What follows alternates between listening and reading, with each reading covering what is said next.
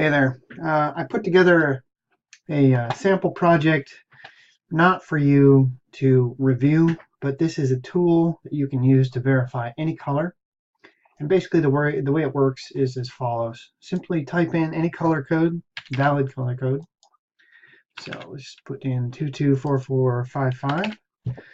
Press verify, and what it will do is it will draw that color in a pip, in a little block, and then it will check the result by sampling it and verify that it does in fact match the input. So it'll tell you the test number, it'll tell you if it was correct or incorrect, it will show you the input and the result. Now, don't expect all these values to come out evenly because there may be rounding errors. The important part is that they both round equally. So for example, let's say I put in 23. I probably won't be able to find a value. Let's just keep 24, 25. Yeah, I'm not going to be able to find a value. So, but for example, if I had put in 25 and it came out as 24, that could have been a rounding error because we're dividing by 255 and these aren't all going to come out evenly.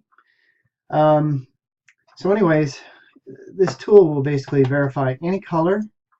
And just so you understand the way this works is it creates an image on the screen using your color code. So it takes this number 25, 44, 55 and divides each value by 255 the way you're doing in your code.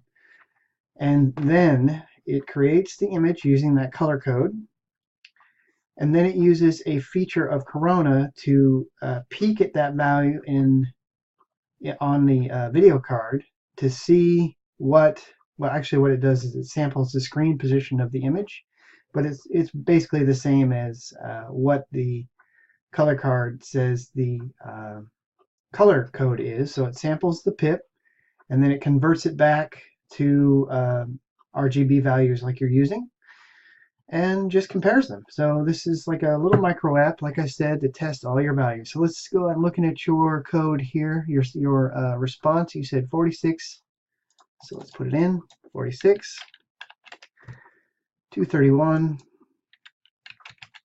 and 136. And the input was 46, 231, 136, and the output was 46, 231, 136, and there's the color. So if you run this on yours and it comes back and says 36, 231, 1112, then you've got a problem, and more than likely it's a system problem because I'm seriously doubting that there's an issue with Corona. Nonetheless, this is what I can do for you. Again, I noticed in your post that you did not tell me what version of Corona you're using, or your operating system, or your drivers, or any of that stuff. We need all this information. Go ahead and run the test and verify it using this tool and see what your results are. And if your results are good, then you got to go back and check your code. I think you got a mistake.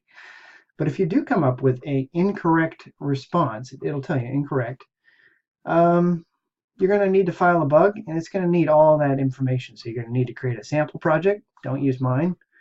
Then you're going to have to tell them what version of Corona you're using, tell them the operating system version, all that good stuff, and put it in the bug report. And you can find the bug report link here at the top of the forums page, okay? All right, thanks a lot. Bye-bye.